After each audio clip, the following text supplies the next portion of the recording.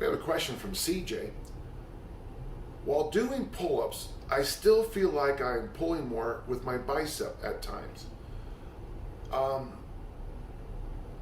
That by itself is an interesting question. We do teach at the certs I go to, we do teach the pull-up. And one of the things that hurts a lot of people who come from the bodybuilding background is they've turned that into a Frankenstein's monster exercise, which makes it a bicep exercise instead of a literally full body movement.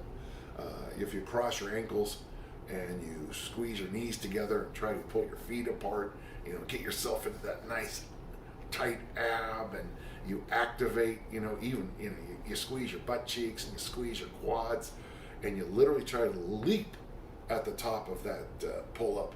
You want to turn that into a leaping pull-up, not with your feet, but your whole body. Very quickly you realize that it's not a bicep exercise. We'll continue. I use your method of holding the top of the pull-up for time and hanging at the bottom of the pull-up for time. I am able to keep my shoulders anti-shrug during the pull-ups. What cues would you suggest to ensure I'm correctly using my lats during the pull-up? Correctly using my lats. Well, once again, let's do that. Cross your feet, and try to pull them out. Squeeze your knees and try to pull them in. You might have to practice on the ground. Well, right there's a good drill. You might need to get a partner to help you with this drill, but you lay on your back and you push your lower back into the ground as hard as you can. That's the hollow rock position. And by the way, for the listeners who aren't interested in pull-ups, that position by itself is pretty good.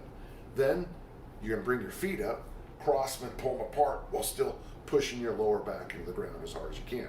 Then you want to squeeze your knees and flex your quads as hard as you can. I'm doing all this while I'm speaking, which is kind of funny when you think about it. And then take either a broomstick or a PVC pipe and put it here. Now, one of the things you can do if you have a partner, or you could probably even figure out a way to hook it up to something that'll hold it.